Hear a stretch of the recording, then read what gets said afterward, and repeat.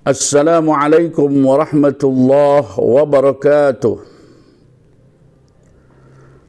Bismillah, alhamdulillah, wassalatu wassalamu ala rasulillah Sayyidina wa maulana Muhammad ibn Abdullah wa ala alihi wa ashabihi wa man tabi'a hudahu wa sunnatah min yawmina hadha ila yawmin nahdah. Amma ba'du. Yang saya hormati kaum muslimin wal muslimat dimanapun anda berada, dan saya selalu berdoa semoga semuanya dalam keadaan sehat walafiat dan senantiasa mendapat keberkahan Allah Subhanahu wa taala. Pertama-tama marilah kita bersama-sama memanjatkan puja dan puji syukur kehadirat Allah atas limpahan karunia, atas limpahan hidayah, taufik dan inayahnya, sehingga pada kesempatan ini kita masih diberikan kesehatan, masih diberikan kekuatan, masih diberikan semangat untuk kita tetap beribadah kepada Allah, melaksanakan perintah-perintahnya dan menjauhi larangan-larangannya. Semoga segala amal kebaikan yang kita lakukan diterima oleh Allah Subhanahu wa taala.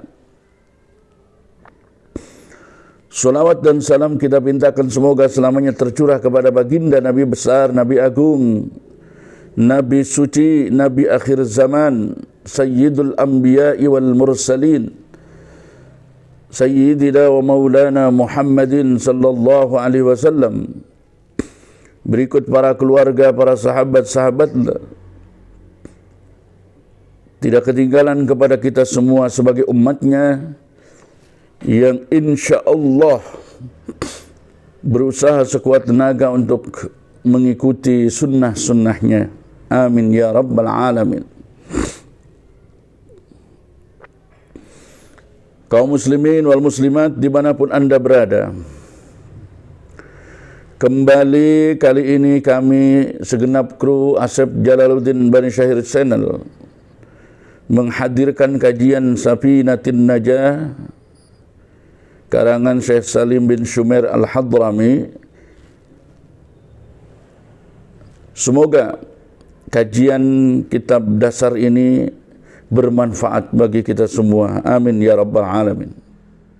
Baiklah, sebelumnya mari kita membacakan surat Fatihah untuk baginda Nabi besar Muhammad sallallahu alaihi wasallam, para keluarga dan para sahabatnya, dan terkhusus untuk pengarang kitab Safinatin Najah ini, yaitu Syekh Salim bin Shumair Al-Hadrami. Semoga kita mendapatkan keberkahannya. Ala hadhihi niyyah wa ala kulli niyatin salihah summa ila hadratin Nabi al-Mustafa Rasulillah sallallahu alaihi wasallam wa ala alihi wa ashabihi wa azwajihi wa auladihi wa dhurriyyatihi wa qarabatihi wa atba'ihi wa ahli silsilatihi ajma'in, wa nakhussu khususan ila ruh Syekh Salim bin Shumair Al-Hadrami.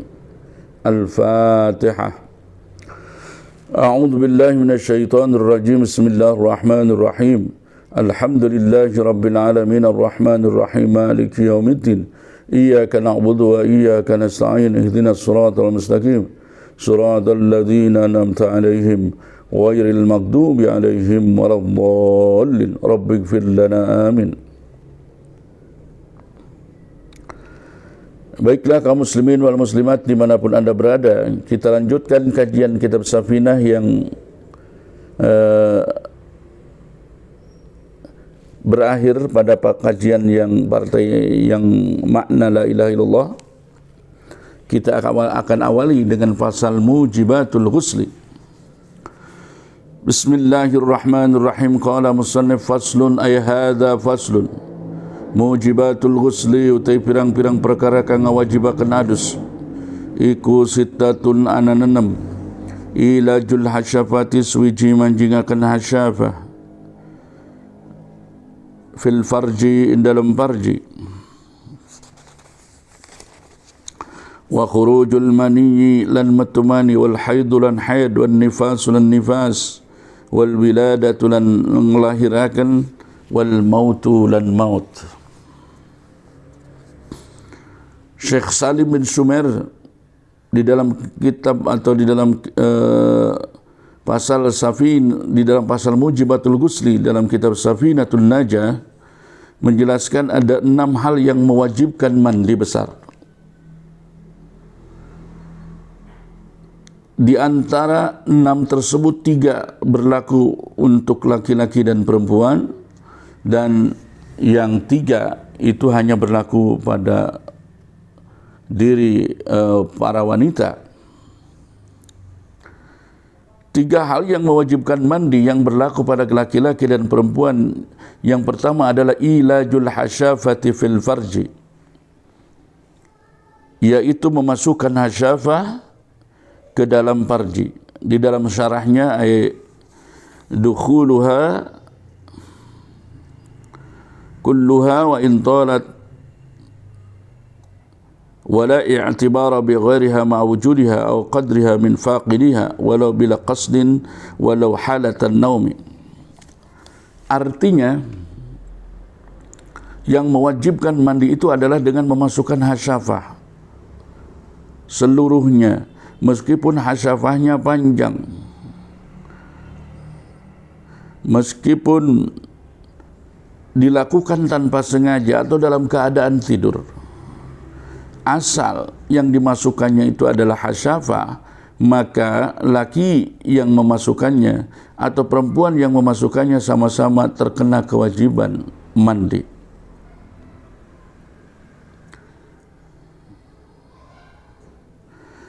Dan yang dimaksud farji di sini ay fi ayyi farjin kana sawa'un kana qubula imra'atin aw bahimatin aw duburahuma aw dubura rajulin saghirin aw kabirin hayyin mayyitin aw dubura nafsihi aw dzakarin akhara. Yang dimaksud dengan farji di sini adalah di setiap farji. Artinya boleh yang dimaksud dengan farji itu adalah kubulnya wanita, jalan depannya wanita, atau juga dimasukkan ke dalam kubulnya hewan, atau dimasukkan ke dalam duburnya wanita atau hewan, jalan belakang, atau dimasukkan ke duburnya anak laki-laki yang kecil, anak laki-laki yang besar, dimasukkan ke orang yang masih hidup atau orang yang sudah meninggal dunia. Atau bahkan misalnya ada orang yang memiliki hasyafahnya panjang, kemudian dia masukkan ke duburnya sendiri, itu hukumnya terkena kewajiban mandi. Jadi sekali lagi yang mewajibkan mandi, yang pertama adalah memasukkan hasyafah, baik memasukkannya itu tidak disengaja maupun dalam keadaan tidur, asal dimasukkan, baik yang memasukkan itu adalah laki-lakinya atau perempuannya, ya, dimasukkannya ke farji. Yang dimaksud farji itu bisa jalan depan maupun jalan belakang. Bisa kepada farjinya manusia, juga bisa kepada farjinya bahimah atau binatang yang lain. Kalau dimasukkan ke dalam farjinya maka wajib mandi besar.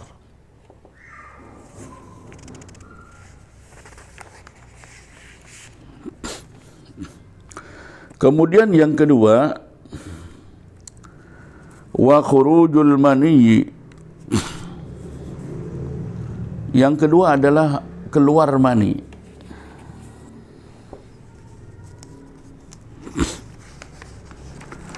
Jadi orang yang mengeluarkan mani itu hukumnya wajib mandi besar.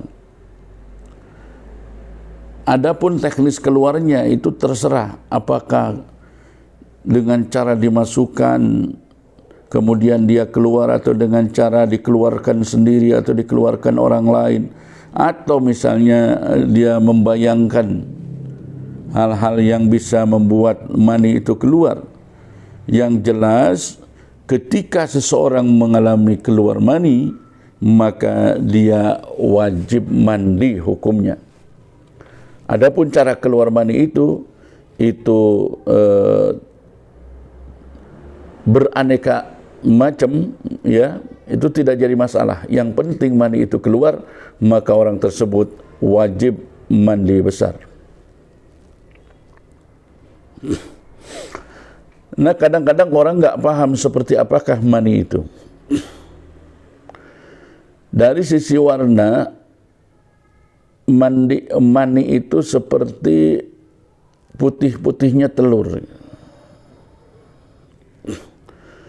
Warnanya seperti itu, kemudian mani itu pada saat keluar itu ada kenikmatan. Itulah ciri-ciri mani yang bisa membedakan dari mani, antara mani dengan yang lainnya, misalnya dengan wadi atau dengan madhi. Jadi di sini yang wajib mandi itu jika keluar mani. Yang namanya mani, ciri-cirinya tadi, kalau dari sisi warna seperti putihnya telur, kemudian pada saat dia keluar itu muncrat, dan ciri yang ketiga ada rasa enak atau rasa nikmat pada saat keluar mani. Berbeda dengan ketika keluar yang bukan mani. Jadi orang yang keluar mani, dia terkena kewajiban mandi. Nah, kedua hal ini, yaitu ilajul hasyafah fil farji dan khurujul mani, itu terjadi baik pada laki-laki maupun pada perempuan. Wal haidu, kemudian yang ketiga haid. Ini tentang haid ini ada pasal tersendiri yang nanti akan dijelaskan pada season berikutnya. Tetapi tidak ada salahnya. Jadi haid itu adalah darah yang keluar dari wanita, dari farjinya wanita, bukan karena penyakit. Darah itu keluar karena memang fitrahnya wanita pada usia haid, pada usia-usia yang sudah ditetapkan oleh para ulama, yaitu usia-usia haid. Maka seorang wanita yang mengeluarkan haid, ketika dia haidnya sudah terputus, sudah mampet, maka dia diwajibkan mandi besar. Yang berikutnya, yang terkena kewajiban lagi adalah jika keluar nifas. Nifas pun nanti ada pasal tersendiri, tetapi tidak salah kita singgung di dalam kesempatan ini bahwa nifas adalah darah yang keluar setelah resmi melahirkan anak. Kalau darah yang keluar sebelum anak itu lahir atau bersamaan dengan anaknya lahir, itu tidak disebut dengan nifas. Jadi nifas itu hanya darah yang keluar setelah sempurnanya melahirkan. Ini khusus juga terjadi pada seorang wanita. Wal wiladatu, yang kemudian yang kelima, hal yang mewajibkan mandi adalah wiladah, melahirkan. Jadi seorang wanita yang melahirkan itu terkena kewajiban mandi. Karena pada dasarnya anak itu adalah berasal dari mani. Jadi keluar anak itu sama dengan seperti keluarnya mani asalnya. Ini hanya terjadi pada wanita juga, wiladah tentu saja ya. Karena laki-laki itu tidak ada yang melahirkan. Yang berikutnya adalah wal mautu, dan meninggal atau mati. Nah, ini meninggal itu satu hal yang mewajibkan mandi baik pada laki-laki maupun pada wanita.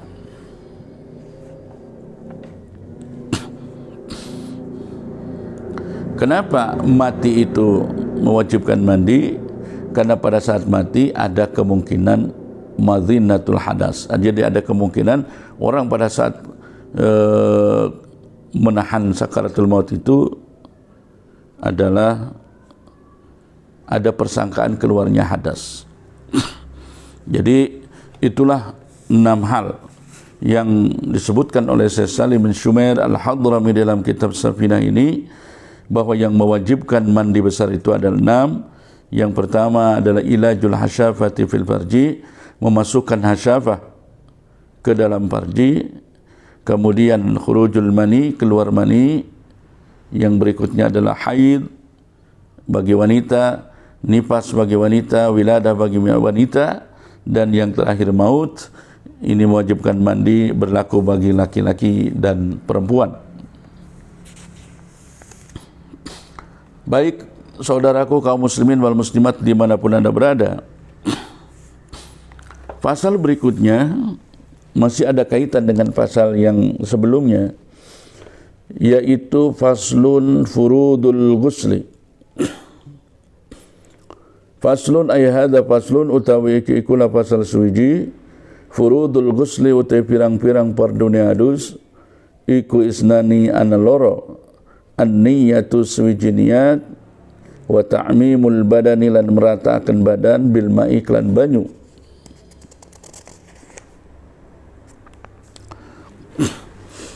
Fardu, sebagaimana saya sering jelaskan bahwa fardu itu sesuatu yang wajib dilakukan dan merupakan bagian dari pekerjaan suatu ibadah.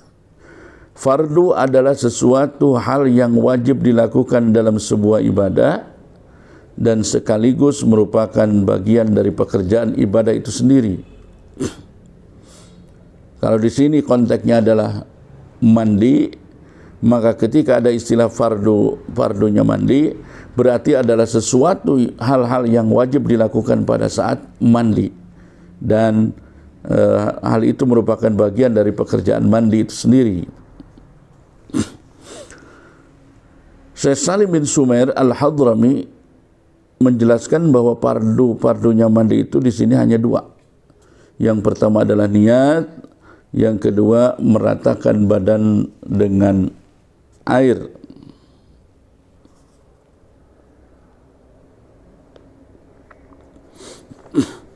Yang pertama adalah niat. Contoh niat seperti kayanwiya al-junubu rab al-janabah awil haid awil nufasa rab al-haid wal nifas aw yanwi kulla adail ghusli aw fardahu aw wajibahu.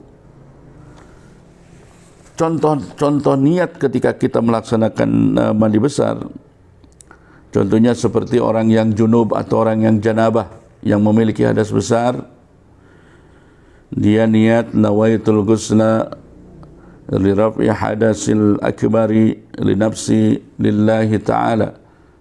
Niatnya sambil menyentuh kepada sebagian daripada anggota badan kita. Kalau wanita haid, nawaitul ghusla li raf'i hadasil haidi, ya, atau li raf'i hadasil akbari. Mau disebutkan haidnya juga boleh, nifasnya juga boleh gitu. Atau ada orang yang niat nawaitu faridatal ghusli misalnya, itu dianggap mencukupi. Niat yang dilakukan oleh orang yang mandi besar itu harus bersamaan dengan menyentuh awal dari tubuh kita. Ya, jadi pada saat air menyentuh tubuh kita, maka pada saat itu kita harus melakukan niat, atau untuk membaca niat, harus membaca niatnya. Kalau kemudian ada orang dia membasuh badan dulu baru kemudian di tengah-tengah mandi dia niat, maka anggota-anggota yang dibaca sebelum niat itu harus diulangi lagi dibasuhnya. Karena aturannya adalah bahwa niat harus dibaca bersamaan dengan awal air menyentuh ke sebagian dari anggota tubuh kita. Kemudian fardu yang kedua adalah wa ta'mimul badani bima'in, merat bil ma'i, meratakan seluruh badan dengan air. Jadi jangan sampai ada yang keliwat, semuanya harus merata, tersentuh dengan air, ya, meskipun ada anggota-anggota tambahan atau ada sesuatu pada badan kita, misalnya daging jadi, kutil dan sebagainya, itu tetap harus dibasuh secara merata. Nah, itulah saudara-saudaraku yang disebut dengan furudul ghusli. Yang berikutnya, kita akan membahas tentang syurutul wudu.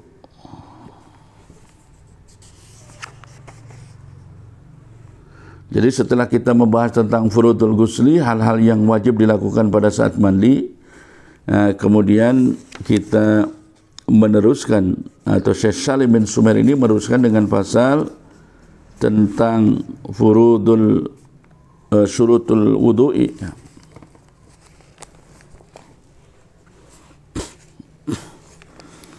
Bismillahirrahmanirrahim. Syurutul wudu'i utawi pirang-pirang syarat wudu iku 10. Al-islamu suwiji Islam, wat tamyizu lan pinter, wan niqa'u lan bersih, anil haidi saking haid, wan nifasi lan saking nifas, wa ammaran saking perkara yamna'u kang nyegah apa ma, wusulal ma'i ing tumakane banyu ilal basyarati maring kulit, wa alla yakuna lan yenta ora ana iku alal udwi ngatasi anggota opo ma perkara yughayyiru kang ngawahaken apa mal maing banyu, wal ilmu lan ngerti bi fardiyatihi kelawan keparduane adus, keparduane wudu, wa alla ya'taqidalan yen ta ora nekadaken sapa si wong fardhan ing siji fardu min furudihi saking pirang-pirang parduna wudu, nekadaken sunnatan ing nekadaken sunnah, wal ma'ut tahuru lan banyu kang nyuciaken, wa dukhulul waqti lan mancing waktu, wal mualatu lan nuli-nuli, lida imil hadasi kedua wong kang langgeng hadas. Baiklah kaum muslimin wal muslimat dimanapun anda berada, setelah Kiai Musannif menjelaskan tentang mandi besar, kemudian beliau memasuki atau membahas tentang syurutul wudu pada pasal berikutnya.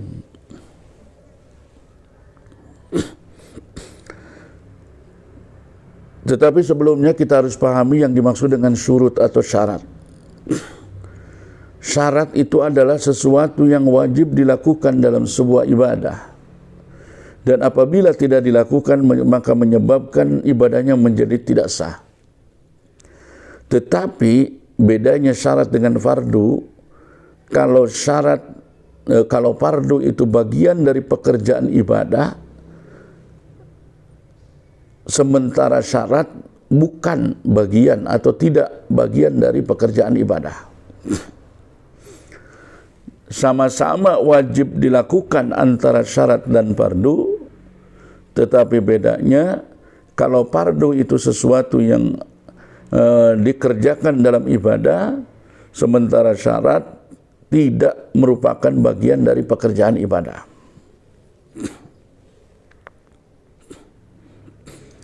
Kalau di sini disebutkan syurutul wudu, maka yang dimaksud dengan syarat itu adalah sesuatu yang wajib dilakukan pada saat wudu, dan apabila syarat itu tidak dilakukan pada saat wudu, maka wudunya dianggap tidak sah. Tetapi syarat itu tidak merupakan bagian dari pekerjaan wudu itu sendiri. dijelaskan oleh pengarang bahwa syarat wudu itu ada 10. Yang pertama, al-islamu, orang yang mengerjakan wudu itu adalah harus orang Islam. Kenapa harus orang Islam? Karena orang kafir itu laisa min ahlil ibadah. Orang kafir itu orang yang bukan ahli ibadah. Maka dia tidak sah mengerjakan ibadah. Jadi orang yang akan berwudu dan wudunya akan dianggap sah jika dia memiliki yang pertama adalah syarat Islam. Dia adalah beragama Islam dulu. Karena sekali lagi yang ahli ibadah itu adalah hanya orang Islam saja. Yang berikutnya adalah tamyiz. Tamyiz itu adalah orang yang sudah mengerti, sudah mampu mengurusi sesuatu dengan sendirinya. Dia sudah bisa minum sendiri, ya, sudah bisa istinja sendiri, sudah bisa makan sendiri. Itu adalah tamyiz. Syarat yang ketiga, wan naqa'u 'anil haid wan nifasi, yaitu bersih dari haid dan nifas. Artinya seseorang yang melakukan wudu, terutama adalah wanita yang akan melakukan wudu, syarat sahnya adalah dia tidak dalam keadaan haid dan nifas. Berikutnya, wa amma yamna'u wusulal ma'i ilal basharati, tidak ada sesuatu pun yang menghalangi air datang ke kulit. Jadi syarat yang keempat, syarat wudu yang keempat adalah bahwa tidak ada sesuatu yang bisa menghalangi datangnya air pada kulit kita. Apa hal-hal yang bisa menghalangi dalam datangnya air pada kulit kita? Misalnya contohnya ada cat, ya. Jadi makanya kita harus hati-hati sebelum kita melaksanakan wudu, periksalah anggota-anggota wudu kita. Periksalah anggota-anggota yang akan kita basuh itu, jangan sampai ada sesuatu yang bisa menghalangi datangnya air pada kulit.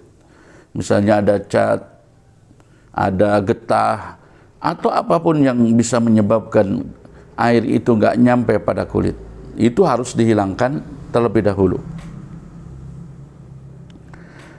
Wa alla yakuna 'alal udwi ma yughayyirul ma'a.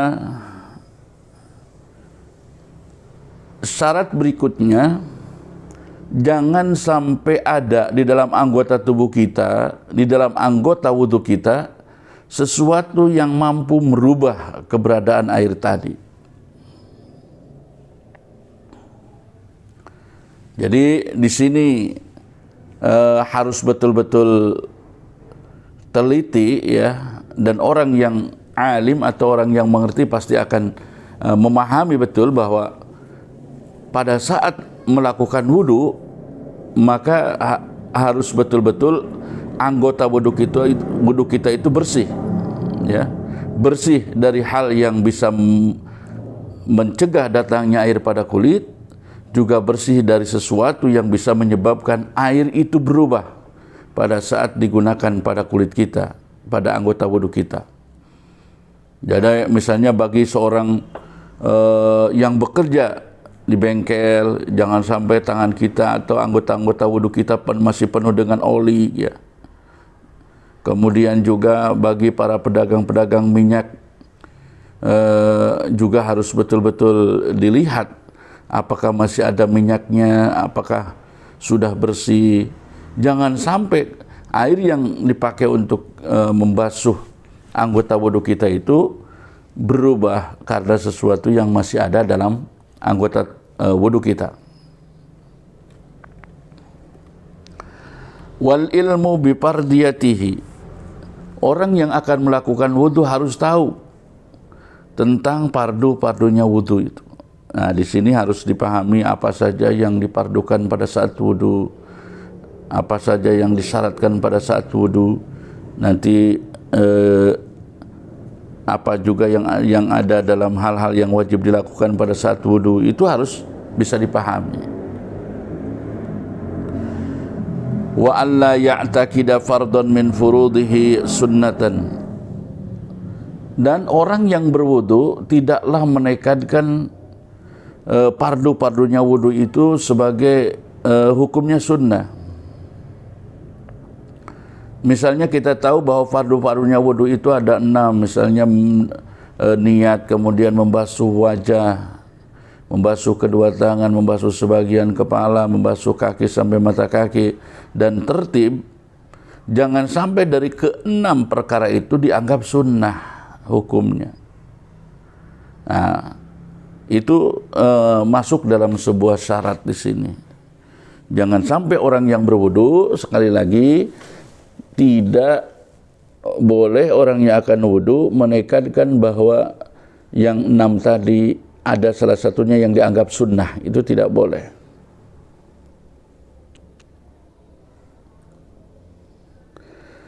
Wal ma'ut tahuru, yang berikutnya, syarat berikutnya adalah wudu harus menggunakan air yang mensucikan. Air yang mensucikan sering saya bahas adalah air mutlak. Air yang belum memiliki qayyid, belum memiliki batasan nama yang tetap akibat campuran. Ya, bukan nama tetap dari nama asal air itu diambil, tetapi ini adalah air yang tetap namanya akibat ada campuran ke dalam air tersebut. Jadi air yang mensucikan adalah air yang mutlak, yang itu harus digunakan untuk kita berwudu, ya. Bisa airnya langsung dari sumur, bisa dari laut, bisa dari sungai gitu. Bisa juga dari air hujan misalnya. Yang penting masih dalam hukum ma'ul mutlak. Jangan sampai airnya tidak air mutlak, seperti air yang tidak mutlak itu seperti air teh. Ini nggak bisa pakai wudu. Kemudian air sayuran misalnya, itu tidak bisa pakai wudu. Dan cairan-cairan yang lain yang merupakan campuran, yang ada campuran dan memiliki nama yang tetap.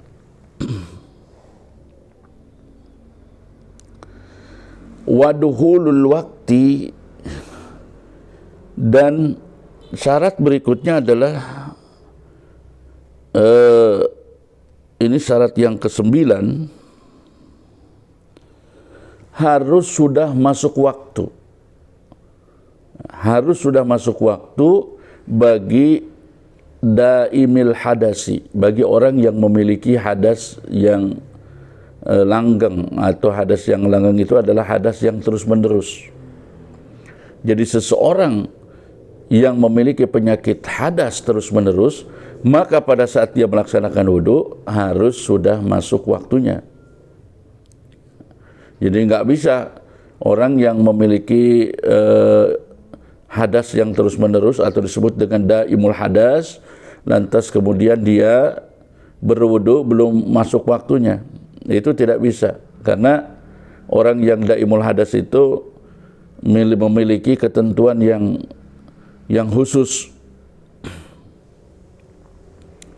di mana setiap dia melakukan bersuci saat melaksanakan sholat, dia harus dulu membersihkan hadas yang ada. Begitu setiap akan melaksanakan ibadah, dia bersihkan dulu hadas yang ada, baru dia berwudu, langsung melaksanakan ibadah, dan nanti ketemu dengan ibadah berikutnya. Nah, oleh karena itu maka orang yang daimul hadas, cara wudunya, syarat wudunya harus sudah masuk waktu ibadah. Wal muwalatu li daimil hadas, syarat yang ke-10, melaksanakan wudunya harus terus-terusan. Tapi ini khusus bagi yang daimul hadas, bagi yang orang yang memiliki hadas yang terus-menerus. Bagi orang yang normal, boleh melaksanakan wudunya itu sebelum masuk waktu, ya. Makan itu dianggap bagus. Begitu juga bagi orang yang normal, itu dia mualah itu hanya disunnahkan saja. Jadi mualah dianggap syarat, kemudian dukhulul waktu dianggap syarat, itu hanya berlaku bagi orang-orang yang daimul hadas. Ini jangan sampai kita salah ya di dalam memahami ini. Saya ulangi lagi, kaum muslimin wal muslimat dimanapun Anda berada. Syarat-syarat wudu artinya sesuatu yang harus dilaksanakan, dan apabila tidak dilaksanakan maka wudunya itu tidak sah. Itu ada 10. Yang pertama adalah syarat Islam. Kenapa harus syarat Islam? Karena hanya orang Islamlah yang min ahlil ibadah. Artinya bagi orang di luar Islam tidak sah wudunya. Yang berikutnya sudah tamyiz. Yang berikutnya syarat yang ketiga adalah an-naqa anil haid wan nifas. Dia tidak sedang dalam keadaan haid dan nifas bagi wanita.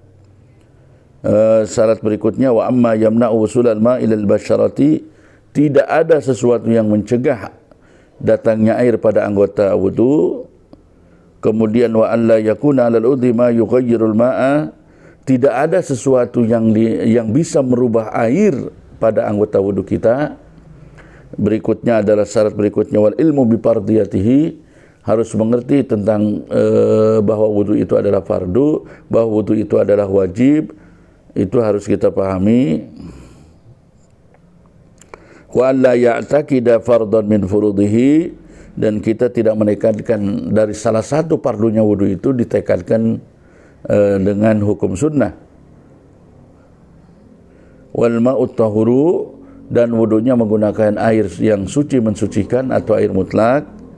Wa dukhulul waqti wal mualatu, kemudian 2 syarat terakhir yaitu syarat ke-9 dan ke-10 sudah masuk waktu ibadah dan dilakukan secara terus-menerus. Ini hanya berlaku bagi daimil hadas, bagi orang yang memiliki hadas yang langgeng atau hadas yang terus-menerus. Baiklah kaum muslimin wal muslimat dimanapun Anda berada, itulah pasal tentang syurutul wudu'i. Kemudian pengarang Said Salim bin Shumair Al-Hadrami melanjutkan kajian Safinatun Najah ini ke dalam pasal berikutnya, yaitu pasal nawaqidul wudu'i. Saya baca redaksinya. Faslun ay hadza faslun, utawi iki ikulah pasal suwiji nawaqidul wudu'i, utawi pirang-pirang perkara kang ngabatalaken wudu. Iku arba'atu asya'a, 4 pirang-pirang perkara. Al awwalu utai kang awal iku al khariju, perkara kang metu, min ahadis sabilaini, saking salah suwiji dalan loro, min qubulin, rupane saking kubul, au duburin, rupane saking dubur,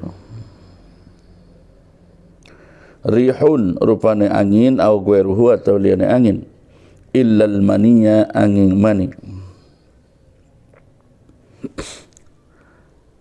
Pasal berikutnya adalah pasal tentang hal-hal yang membatalkan wudu. Artinya pada saat kita berwudu, pada saat kita memiliki wudu, pada saat kita sudah mengambil wudu, ya, lalu kemudian kita mengalami keempat hal ini, maka wudunya akan menjadi batal dan harus diulangi lagi. Yang pertama dari keempat hal yang membatalkan wudu itu adalah al-khariju min ahadis sabilaini.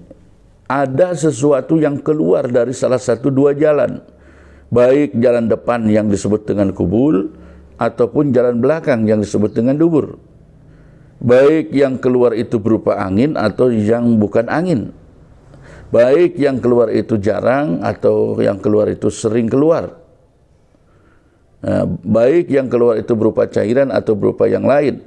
Yang jelas setiap ada yang keluar, ketika ada yang keluar dari salah satu jalan yang ada pada tubuh kita, yaitu baik jalan depan yang disebut dengan kubul ataupun dubur, maka wudhu kita menjadi batal. Meskipun misalnya yang keluar itu lantas kemudian masuk lagi. Misalnya ada anak yang kena penyakit cacingan.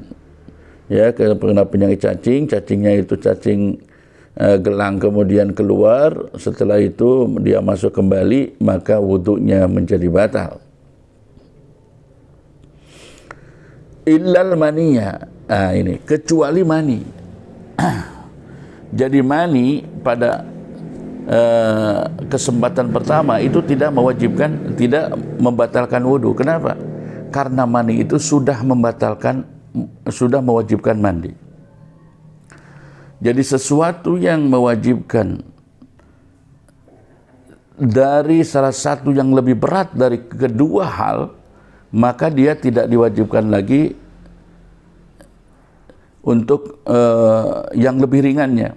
Jadi antara mandi besar dengan wudu, mana yang berat? Mandi. Maka ketika keluar mani itu sudah mewajibkan mandi, maka dia tidak membatalkan wudu lagi.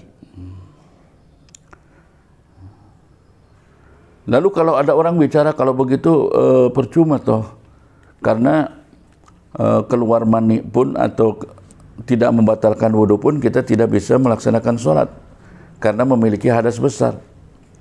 Tidak percuma. Artinya pada saat kita mandi, kemudian mandinya itu tidak melakukan hal yang membatalkan wudu, ya kita tidak usah wudu lagi, karena dianggap sudah memiliki wudu. Ya. Itu hal yang pertama yang mewajibkan, yang membatalkan wudu. Ya.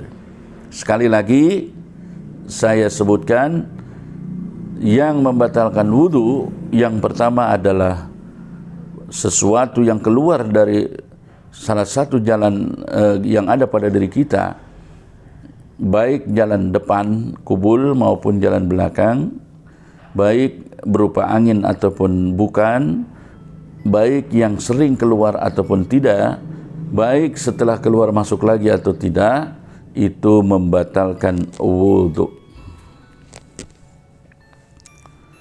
Kemudian yang kedua yang membatalkan wudhu adalah atsani utawi kang kaping do ikut zawalul aqli, ilang akal, binaumin sebab turu au ghairihi atau liyanin naum, illa nauma qaidin, angin turune wong kang lunggu, mumakkinin kang netepaken maq'adahu ing panglungguhane wong minal ardi saking tanah atau saking bumi. Yang kedua yang membatalkan wudu adalah hilangnya akal. Baik hilang akal itu karena sebab tidur, ataupun hilang akal itu karena sebab yang lain. Biasanya misalnya banyak orang yang merasa kaget, ya, misalnya kaget karena ada sesuatu yang bunyi keras, atau dia dikagetkan oleh temannya, ya, seperti itu, kemudian tiba-tiba hilang ingatan, maka wudunya batal. Nah, lalu kemudian di sini dijelaskan ada pengecualian, yaitu illa nauma qaidin mumakkinin maq'adahu, kecuali orang yang tidurnya menetapkan pantatnya di bumi atau di tanah. Kenapa ini dianggap tidak batal? Atau kenapa tidur dianggap batal? Karena tidur itu ada kemungkinan keluar hadas, madhinnati khurujil hadas atau madinatil hadas, ada kemungkinan keluarnya hadas. Alasannya seperti itu. Kenapa tidur membatalkan wudu? Karena ada kemungkinan keluarnya hadas. Nah, pada saat tidur itu kemudian menetapkan pantatnya di mana posisi dubur itu tertekan, maka tidak ada lagi alat madhinnatul hadas, tidak ada lagi kemungkinan keluarnya hadas. Kenapa? Karena pada saat dubur kita rapat, tertutup, ya, maka kemungkinan keluar angin atau keluar sesuatu dari dubur itu hukumnya sangat sulit. Jadi tidak ada kemungkinan untuk itu. Nah, itulah yang menyebabkan kenapa orang yang tidur dalam keadaan menetapkan pantatnya itu dianggap tidak membatalkan wudu, karena tidak ada kemungkinan keluar hadas pada saat posisi duduk seperti itu. Ya, kita bisa contohkan kaum muslimin wal muslimat dimanapun Anda berada. Biasanya kita pada saat ingin mengeluarkan angin, ya, ingin mengeluarkan angin dan sementara posisi kita sedang duduk, itu biasanya salah satu paha kita diangkat. Salah satu paha kita, sisi paha kita diangkat biar angin itu keluar. Tanpa diangkat maka susah angin itu akan keluar. Nah, itu membuktikan bahwa dubur apabila ditekan itu sulit untuk bisa mengeluarkan sesuatu. Maka orang yang tidur dalam posisi menetapkan pantatnya dianggap tidak membatalkan wudu. Alasannya karena tidak ada kemungkinan keluar hadas.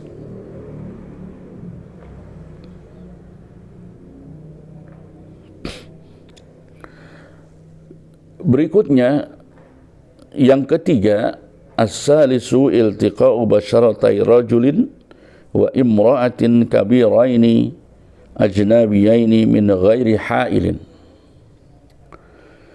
Iltiqa'u basyaratai rajulin, ketemu kulit lorone wong lanang, wa imra'atin lan wong wadon, kabiraini kang gede karone, ajnabiyaini tur kang lian-lian karone, min ghairi ha'ilin, saking tanpa aling-aling. Yang ketiga, yang membatalkan wudu adalah bertemu kulitnya wanita dan laki-laki yang keduanya sudah balik dan keduanya bukan mahram, tanpa ada penghalang, tanpa ada yang menghalangi pertemuan kulit itu, maka itu membatalkan wudu.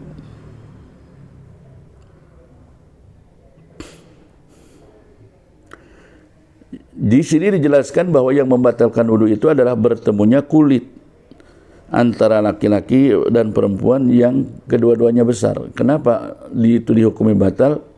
Karena itu menimbulkan madhinnatis syahwat. Ada kemungkinan akan keluarnya syahwat kalau seperti itu. Ajnabiyah ini yang bukan mahram keduanya. Nah, makanya kenapa kalau yang bersentuhan kulit itu mahram, itu tidak batal. Karena tidak ada kemungkinan keluarnya syahwat. Kalau kenyataannya ada, ya tidak masalah, karena alasan tidak batalnya itu karena tidak ada kemungkinan. Kalau kemudian ada kakak beradik bersalaman tiba-tiba keluar syahwat, itu tetap tidak membatalkan wudu. Karena alatnya adalah tidak ada kemungkinan keluarnya syahwat. Nah, kemudian di sini juga ada kata-kata min ghairi ha'ilin. Batal itu kalau memang tidak ada penghalang. Karena yang bisa menimbulkan syahwat itu kalau tidak ada penghalang. Sementara kalau kita bertemu kulit antara laki-laki dan perempuan yang baligh dan bukan mahram tetapi terhalang oleh baju, maka itu tidak ada kemungkinan keluarnya syahwat. Nah, berarti kalau terhalang tidak membatalkan wudu. Yang membatalkan wudu apabila kedua kulit itu tidak terhalang, ya, karena ketika tidak terhalang ada kemungkinan ada syahwat. Ketika terhalang tidak ada kemungkinan adanya syahwat gitu. Jadi kalau kita bertanya sekali lagi, atau kalau kita ditanya kenapa sih bersentuhan kulit wanita dengan laki-laki yang bukan mahram tanpa penghalang itu batal, karena kalau kondisi seperti itu ada kemungkinan akan keluar syahwat. Begitu juga sebaliknya, pemahaman sebaliknya, ketika yang bertemu kulit itu adalah mahram, itu tidak ada kemungkinan syahwat. Atau yang bertemu itu bukan mahram tetapi terhalang oleh kain, maka itu pun tidak ada kemungkinan akan keluar syahwat. Nah, jadi di sini kaum muslimin wal muslimat, bahwa elat dari batal dan tidaknya itu di dalam ada dan tidak adanya kemungkinan syahwat keluar gitu. Baik kaum muslimin wal muslimat dimanapun Anda berada, yang keempat dari perkara-perkara yang membatalkan wudu atau nawaqidul wudu adalah massu qubulil adami au halqati duburihi bi batnir rahati au butunil asabi'i. Ar-rabi'u tay kaping papate iku masuk kubulil adami, demek kubuli anak Adam, au halqati duburihi, atau demek bundar-bundar duburi anak Adam, bi batnir rahati, kelon jerone telapak tangan, au butunil asabi'i, atau jerone pirang-pirang deriji sikil. Jadi yang keempat yang membatalkan wudu adalah mengusap kubul anak Adam, atau memegang dengan telapak tangan kubul anak Adam, atau memegang bundar-bundarnya, duburnya anak Adam. Bibatni rohati, dengan dalamnya telapak tangan ini. Atau bibutunil asabi'i, dengan dalamnya telapak kaki. Nah, lagi-lagi kenapa hal itu bisa membatalkan? Karena itu adalah madhinnati syahwat, tempat ada kemungkinan keluarnya syahwat kalau dengan cara pegangan seperti itu, dipegang oleh telapak tangan atau dipegang oleh dalamnya telapak kaki, karena ada kemungkinan akan keluar syahwat. Tetapi apabila kita mengusapnya dengan posisi yang lain, misalnya dengan luarnya tangan, luarnya telapak tangan, atau bukan dengan dalamnya telapak kaki, maka dianggap tidak membatalkan. Kenapa? Alasannya karena lagi-lagi tidak ada kemungkinan akan keluar syahwat kalau dilakukan seperti itu.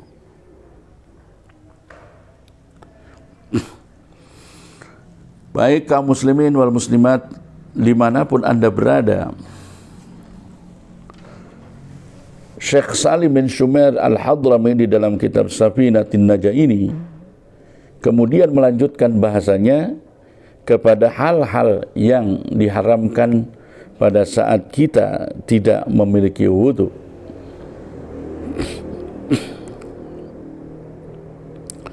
Faslun, man intaqadha wudu'uhu haruma alaihi arba'atu asya'a, as-salatu wat-tawafu wa massul mashafi wa hamluhu. Man utawi sapa wonge intaqadha kang jadi batal, dadi batal apa wudu'uhu, wudune siman, haruma mangka haram, mangka iku haram, alaihi ingatas iman apa arba'atu asya'a, papat pirang-pirang perkara, as-salatu suji haram salat, wa tawaf lan haram tawaf, wa masul mashafi lan haram ngusap mushaf, wa hamluhu lan haram gawa mushaf. Syekh Salim bin Shumair berkata, orang yang wudunya menjadi batal atau orang yang batal wudunya itu diharamkan 4 hal kepada dirinya. Yang pertama adalah haram melakukan sholat. Ini dalam posisi normal. Tetapi ada solat yang boleh dilakukan ya dengan tidak berwudu atau dengan tidak bertayamum sebagai pengganti wudunya, tetapi solat itu dianggap sah namun wajib diulangi, yang namanya solat lihurmatil wakti, yaitu solat untuk menghormat waktu. Solat lihurmatil waktu itu seperti apa? Misalnya kita dalam sebuah penerbangan biasanya.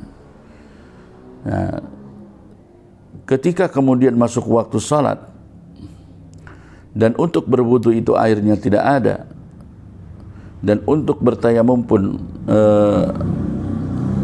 dia merasa ragu, maka lebih baik orang seperti ini memilih solat lihurmatil waktu. Begitu masuk waktu solat, dia niat solat untuk menghormat waktu. Jadi solat menghormat waktu itu solat yang tidak memakai wudu dan tidak juga memakai tayamum.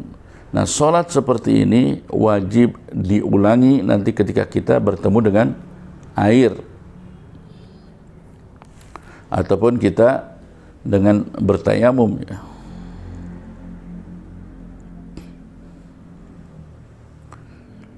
Yang berikutnya, yang haram bagi orang yang tidak punya wudu adalah tawaf. Melakukan tawaf. Tawaf artinya mengelilingi Ka'bah sebanyak 7 kali, ya, diniatkan. Ya, kalau tawafnya dalam paket umroh, maka niatnya sudah masuk dengan niat umroh. Kalau tawafnya tawaf ifadah, yaitu tawaf dalam paket haji, maka niatnya sudah masuk haji. Kalau tawafnya tawaf kudum, yaitu tawaf bagi orang haji ifrad, dan dia baru datang ke Mekah melaksanakan tawaf, ya dia niatkan untuk tawaf kudum. Dan bagi orang-orang yang akan melaksanakan tawaf sunnah, yaitu tawaf yang di luar paket umroh, di luar paket haji, dan tawaf kudum, maka diniatkan dengan tawaf sunnah. Nawaitu sunnat tawaf. Demikian juga dengan jika kita akan melaksanakan tawaf wada, akan keluar dari Mekah, maka saat akan memulainya kita berniat dari Hajar Aswad. Nawaitu tawaf al-wada lillahi ta'ala misalnya.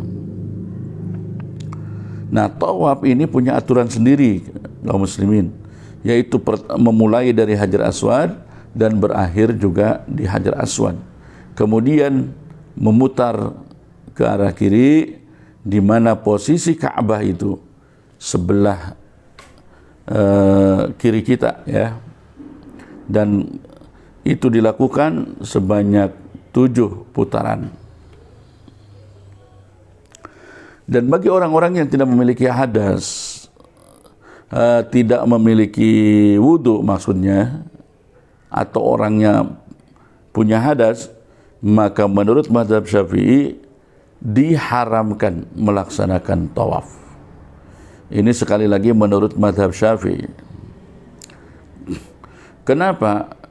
Karena banyak orang yang di sana di Saudi sendiri, ketika mereka memilih mazhab yang lain yang mengatakan bahwa tawaf tidak harus bersuci, maka banyak orang yang melakukan tawaf padahal dia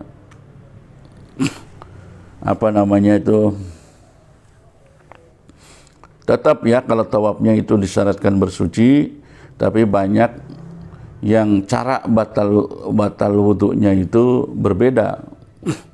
Misalnya ada madhab yang mengatakan bersentuhan kulit dengan wanita itu tidak batal, sementara kalau madhab Syafi'i bersentuhan kulit wanita dengan laki-laki itu dianggap batal. Sementara madhab yang lain seperti Maliki, Hanafi mengatakan bahwa bersentuhan kulit antara laki dan perempuan itu tidak batal. Tetapi tentu kalau kita mau taklid, berpindah kepada madhab yang lain, maka kita harus mengikuti cara mereka di dalam mengambil wudunya. Jadi tawafnya tetap, syaratnya harus berwudu, tetapi dalam hal yang membatalkan wudu terjadi perbedaan antara mazhab yang Syafi'i dengan mazhab yang lainnya. Kembali kepada pokok masalah kaum muslimin wal muslimat dimanapun Anda berada, bahwa orang yang tidak punya wudu itu diharamkan salat, diharamkan tawaf, diharamkan wamasul mushafi, mengusap mushaf dengan telapak tangan, kemudian wahamluhu, diharamkan membawa mushaf. Kaitan dengan membawa mushaf, kaitan dengan membawa mushaf artinya ketika mushaf itu berada di dalam terjemahan, di mana terjemahannya itu lebih banyak daripada mushafnya, maka hukum membawanya boleh. Ya. Atau misalnya ada seorang pedagang buku-bukuan, kemudian di sana ada Al-Qur'annya, maka ketika dia meniatkan membawanya buku-bukuan itu, maka dianggap tidak apa-apa meskipun ada terselip di dalam di sana di dalamnya ada Quran. Tetapi tentu saja lebih baik orang yang seperti ini pun berdagang, membawa dagangannya karena di situ ada Al-Qur'an dengan memiliki wudu.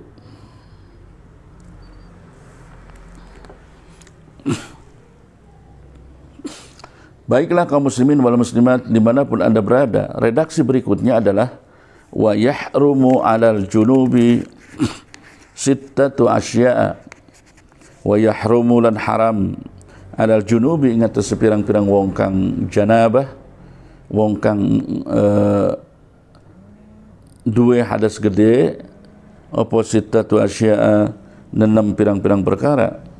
As-salatu, siji haram salat, wa tawafu lan haram tawaf, wa masul mushaf lan haram mushaf, wa hamluhu lan haram gawa mushaf, wal lubsu lan haram meneng bil masjid, dalam masjid, wa qiraatul qur'an lan haram baca Quran.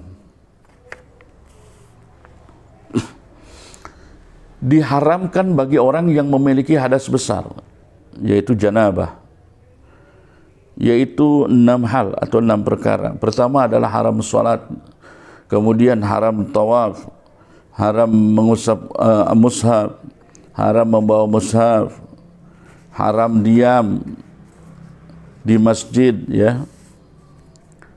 Termasuk dalam hukum diam adalah mondar-mandir di dalam masjid. Kemudian wa qiraatul qur'ani, dan haram membaca Al-Qur'an. Yang dimaksud haram baca Quran di sini adalah bil lafzi, haram dengan membaca Al-Quran secara lafaz. Adapun bil qalbi itu tidak diharamkan. Wa yahrumu bil haidi, dan wa yahrumu lan haram bil haidi sebab haid, apa asyratu asya'a, 10 pirang-pirang perkara. Kalau akibat haid atau nifas, maka haramnya 10 hal. Yang pertama adalah salat, haram tawaf, haram mengusap mushaf, haram. Jadi mengusap mushaf itu artinya mengusap ayat-ayatnya Al-Quran itu.